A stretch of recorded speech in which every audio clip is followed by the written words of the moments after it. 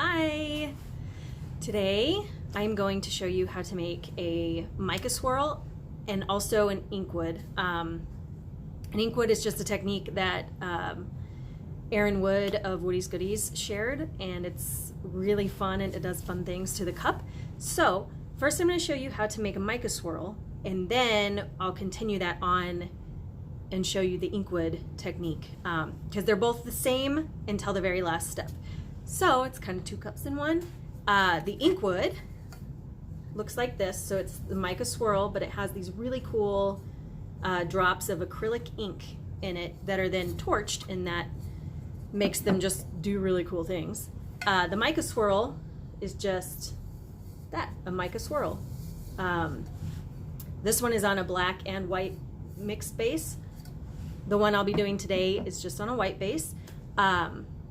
I am using a series of purples from Woody's Goodies because October, in addition to a few other national awareness months, this is also Domestic Violence Awareness Month. So I thought it would be appropriate to do a purple series for this swirl. So that's what we're gonna do. And I will get you guys turned down so you can see what I'm doing. I got quite a few of the colors mixed so that you don't have to watch me mix 11 because I'm extra and I just do stuff like that.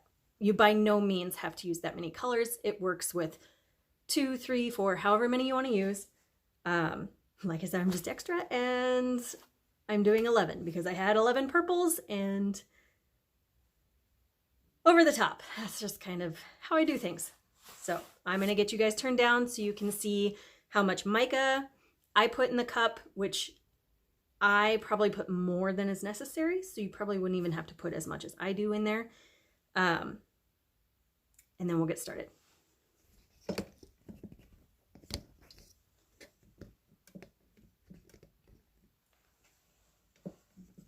All right. So we have all the colors in the cups. So as you can see, I don't have this one mixed yet. So it's just barely covering the bottom. Like I said, you don't even need to do that much because since there's so many colors, I don't need that much of each color. So there's very little in there. So what I'm going to do is just add a little bit to each of those. That's it. And I still have some epoxy left because I need that for my base. So I just get these stirred up. And watch out, because sometimes mica poofs around on you. Sorry, I'm still getting used to the angles and everything.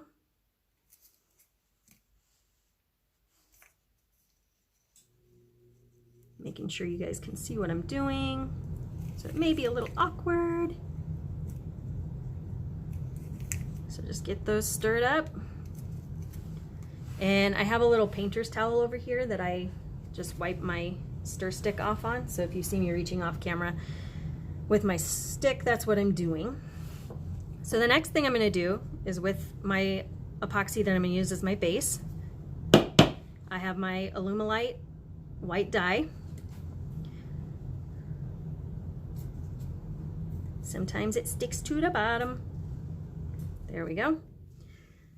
The Alumilite white dye is not a necessary step.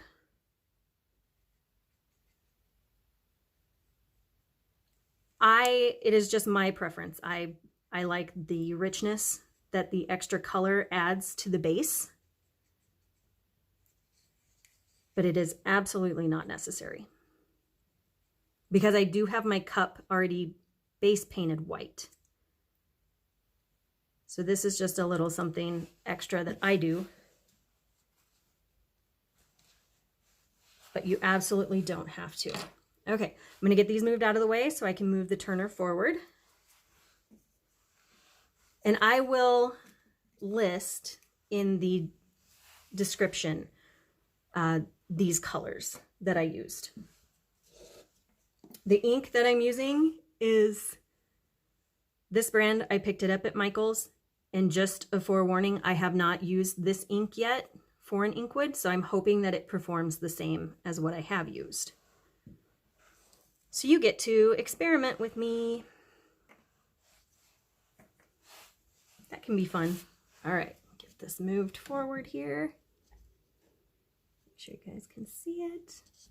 Yes, awesome. Okay, get my glove, get my turner going. Come on, go the way I need you to go. There we go. Okay.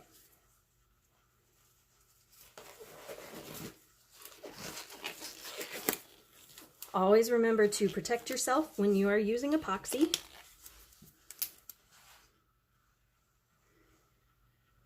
All right. So I'm just going to start getting this spread on here. I don't want a super thick base layer of epoxy down, because then that can cause problems when you have too much epoxy on your cup. It can cause bumps to form and just things that you don't want to have to deal with. Be especially careful of that with the bottoms of the cup.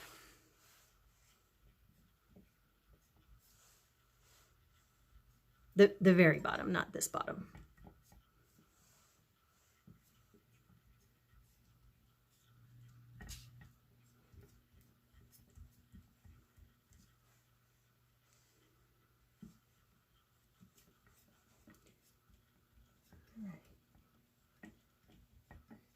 Just make sure you get that bottom nice and covered.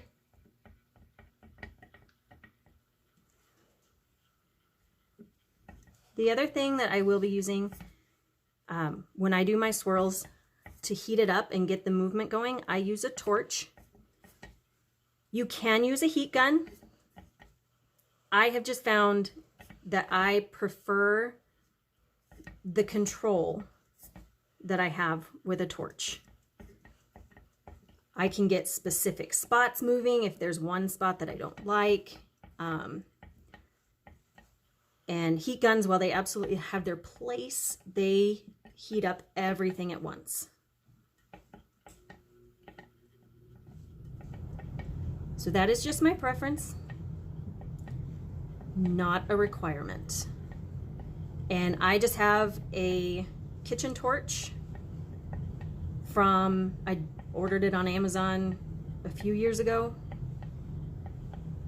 My daughter and I make gourmet Rice Krispie treats every once in a while, and so we... This is my underprivileged mentee. Holla back at you. To get some things caramelized on the top. All right, I have my base nice and covered, but not thick.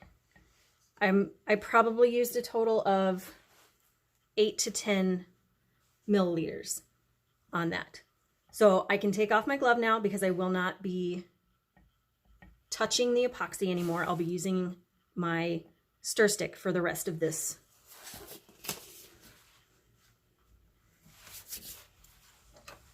All right, so you have the base covered.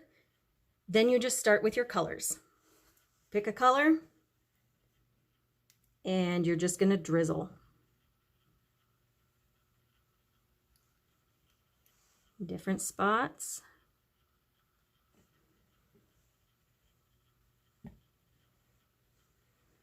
Don't forget to make sure some gets on the bottom. And again, I'm not doing a ton of each color because I have lots of colors to use.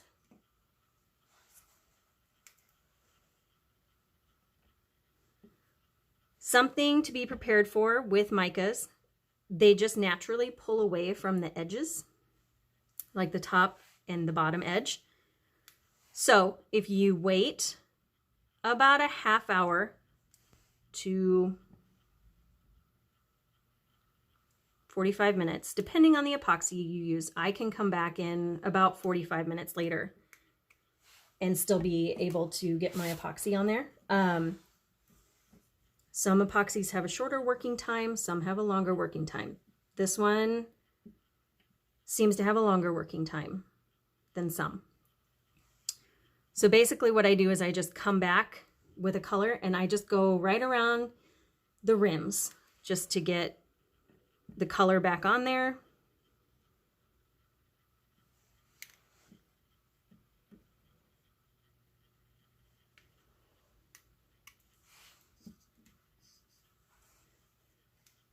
And that usually takes care of it.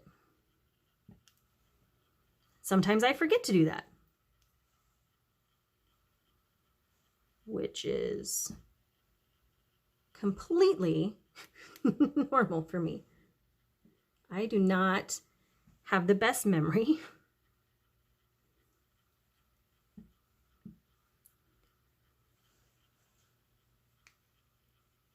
All right, we are moving right along. 4 colors in.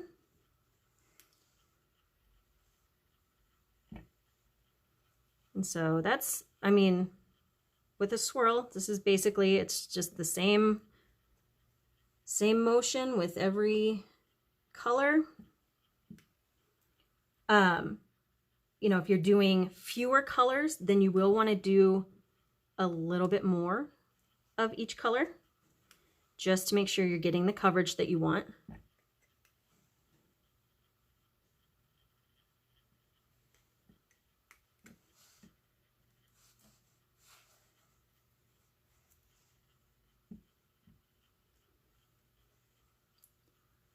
Keep on moving along here. I love the different sheens, the different shifts that all these different purples have. They all add something unique, which is why I like to use so many colors. Because I can't ever just narrow it down and decide which ones I want to use. So I use them all. It's a good philosophy, right?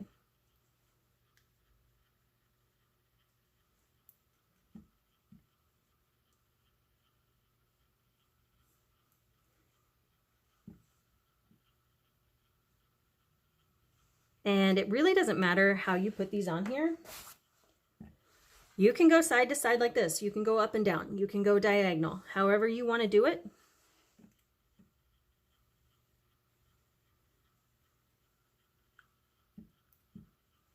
You're still going to get a fantastic swirl.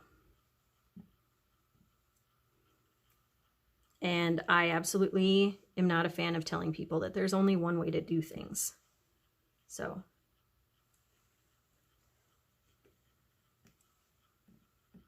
I can give you ideas, but if you think there's a way that works better for you, then by all means do it. And if it really is easier, if I see big bubbles, I just blow on them and pop them.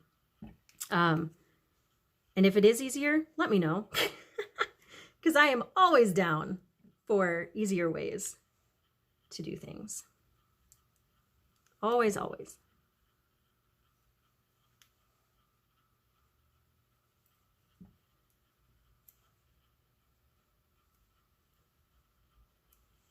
The most important part, though, is just have fun. Because if it's not fun, what's the point? Now, this one is a chameleon. It's called Purple Ghost. So it has a purpley shift when the light hits it.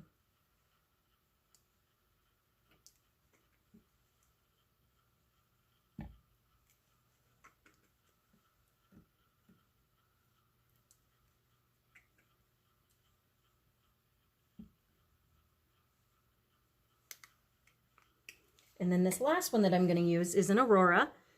I talked about these in my introduction video, but these are basically if micas and chameleons and chromes got together and made the most delicious birthday cake in the history of ever. That is what auroras are.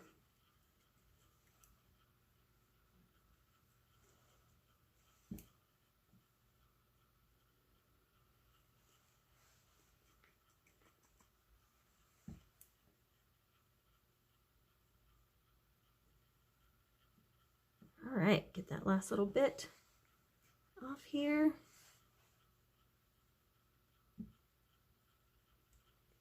And we are ready for heat. We have all the colors on there. So this is my torch. It's all epoxied and gross, but it still does the job. So just light it very quickly. Move very quickly because it will burn your epoxy. It gets very, very, very hot. So this first go round, I basically just want to get movement going.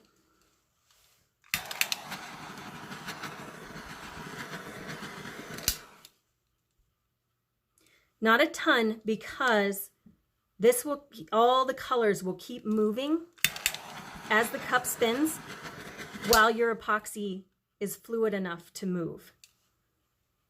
So you don't want to get it going too much, because then it will just, the colors will all meld and mix together and it'll get kind of muddy, which with all the same color scheme with the purples, that may not look so bad, but when you're using multiple colors, then it really can just, which I actually had happen with this cup.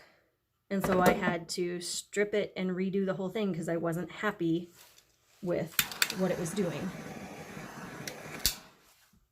Because it just all became a big muddy mess. So if you're making a mica swirl, this is where you stop.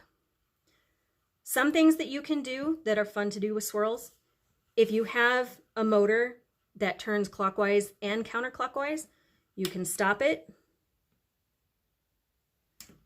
Whoop, come on. And make it go the other way. And that can form some really cool swirling inside the colors and things like that.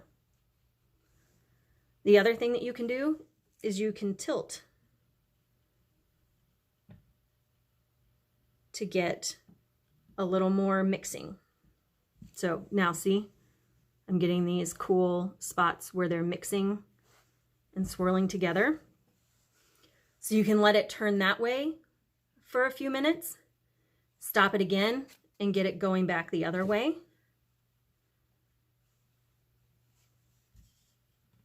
The best thing that you can do is experiment and have fun. That you can come up with some really cool, surprising things doing things like that.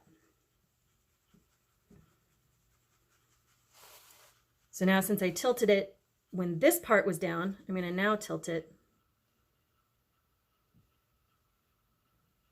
so that the other side gets some.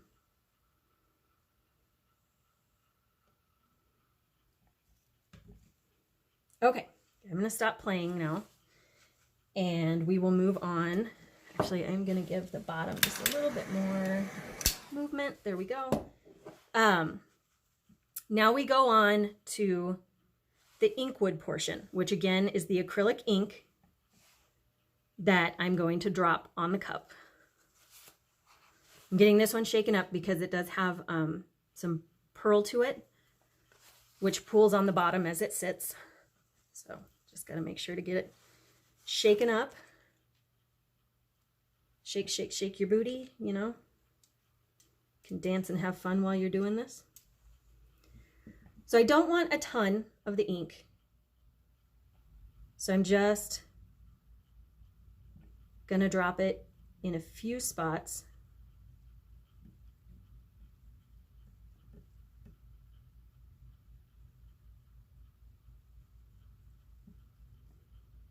Okay. Yep, I think that's good. So as you can see, the ink is running. So now what I'm going to do is just hit it with my torch again. Just the ink.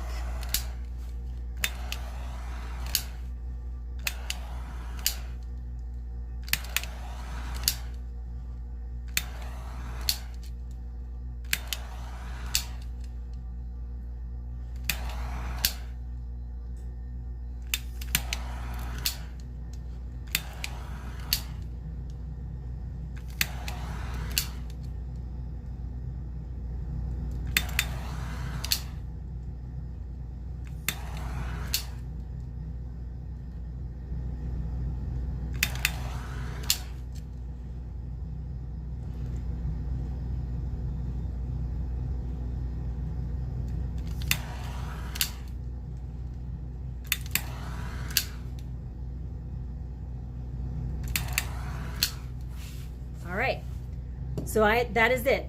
I'm done with the swirl and with the Inkwood method. Sometimes, well, the goal is, as the cup continues to spin, you get this veining from the ink. Sometimes it does it a lot, sometimes it does it a little. So I won't actually know what it looks like for about another 45 minutes probably, since there is still so much movement. But there you go, that is Mica Swirl and the Inkwood method. So I hope that you guys have fun and experiment. Get you turned back up here. Get the light out of the way. So have fun, experiment, use whatever colors you want, however many colors you want. I've done a swirl with all the rainbow colors. Actually, I'll grab it. So right here. So it's really fun to just try out everything, and don't worry about making a mistake, because you can strip the cup and reuse it. Once something's done, you're not stuck with it. So have fun creating, and I will see you later.